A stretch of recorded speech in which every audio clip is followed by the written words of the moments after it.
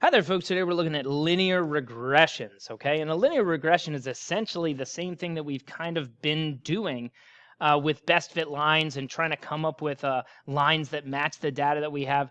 But the difference is this is going to be a calculated line of best fit. So it's kind of the same thing, but instead of estimating, saying this line looks good and then finding the slope and the y-intercept, we're going to calculate a line of best fit. We're going to use a calculation to come up with this thing.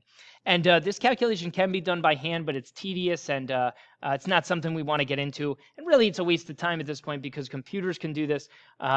Your graphing calculators can do this. And so in this lesson, I'm going to show you in this video how to do this on Desmos graphing calculator.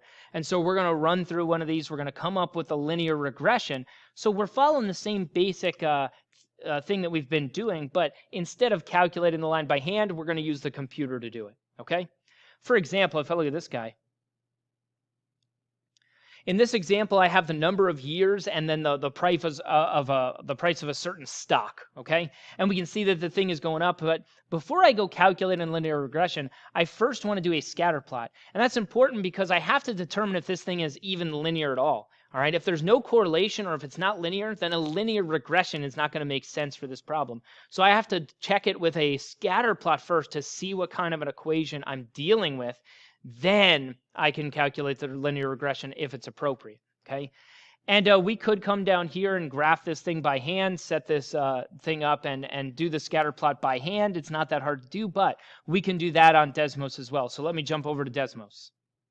So here we are in Desmos, and the first thing we want to do is we want to punch in that XY chart. So that thing that we had as an XY chart, it was horizontal.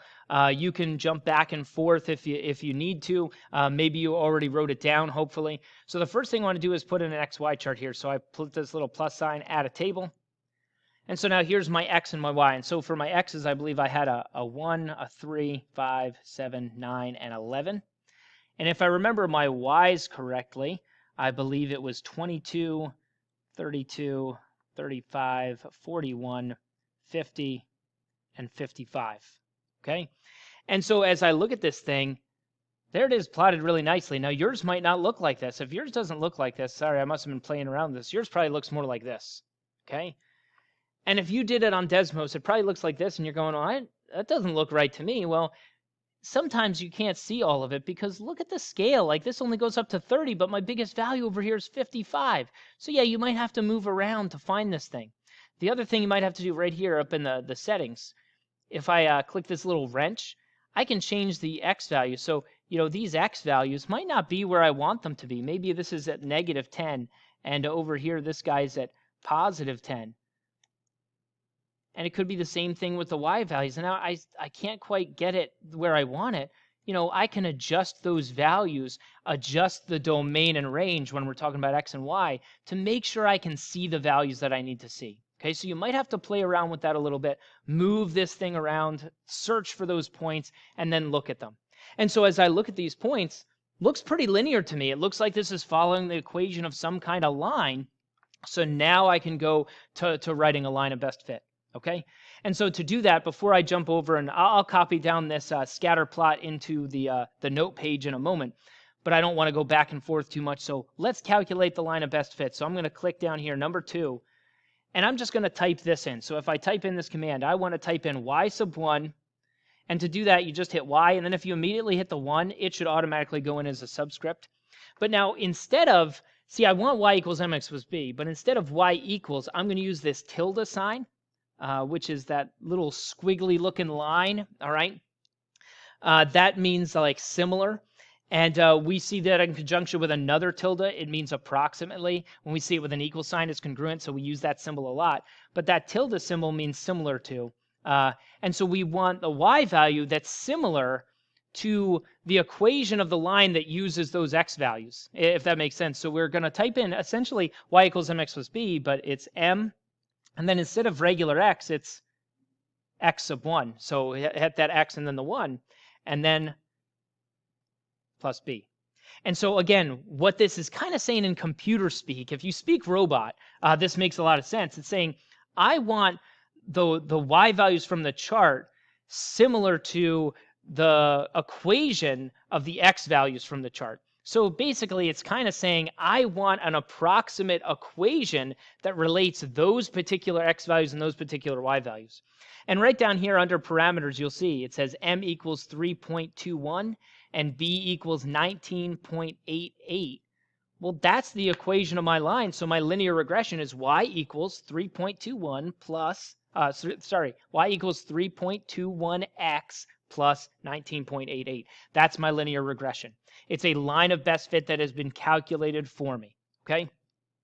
And if you notice this other stuff, the R value, the closer that is to 1, the better this line of best fit is. So this is a pretty good one at 0.99, okay? So now let me jump back to the other guy. I'll draw a quick version of my scatter plot, and I'll write down my equation. All right, so back over here, since I did the scatter plot on Desmos, it's not really important that I do this scatter plot here. The whole point of doing the scatter plot was to show that it was linear. So over here, I'm just going to do like a quick representation. Like, you know, the first jump was kind of big, and the second one was kind of small, and then it was maybe like a medium-sized jump, and then another big jump, and then a kind of a small jump. So just to have an idea written down of what my scatter plot looked like, it kind of looked like this, okay? And notice I'm not even labeling any of these things. That was all done on the calculator. I just want a visual representation for my reference, okay? And then the calculator calculated this line of best fit, y equals 3.21x plus 19.88. And so what I want to do here is I want to use this to make predictions just like I did before. And so when I look at something like this guy, I want to know the value right here at 20. Well, that's the next question that I have down here. It says, what will the stock price be in 20 years? And really the only important thing here is, one, I got to be able to do some order of operations, plug thing, but I need to know which variable is which. So y was the price of the stock. That's how much it's worth. X was the number of years. So if I want 20 years here, I do y equals 3.21 times 20 and plus the 19.88. Okay, so I just have to understand that, yeah, X was the number of years. That's what I want to plug into my calculator here. And yeah, use a calculator. Don't stress yourself out trying to do some of these decimals by hand. It's not worth it. Let me punch that in. I get $84.08. And yes, that is talking about money. Remember, the y variable we were talking about was the price of the stock, okay? So now let's take it a step further. Let's say I want to know when this stock is going to reach $400. I want to cash out big. Oh, this thing jumped around on me. I want the big payday. I want it to be $400 before I cash out. So now I want to know how long is that going to take. And so once again, if I write down my equations, y equals the 3.21x plus 19.88. Again, think about your variables. X was the number of years. Y is the price of the stock. So now I'm plugging the 400 in for y, okay? And now this is just an equation that I need to solve. And yeah, the numbers aren't pretty, but we have a calculator, so it's cool. And so I just solved this thing. I'm going to subtract the 19.88 from each side.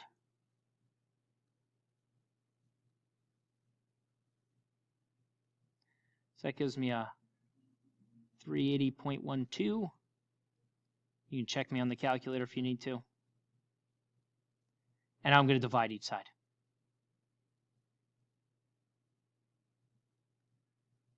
And that one I will do on the calculator because it would be a pain to do by hand. I'm not saying I couldn't do it. I absolutely can, but it's not worth it.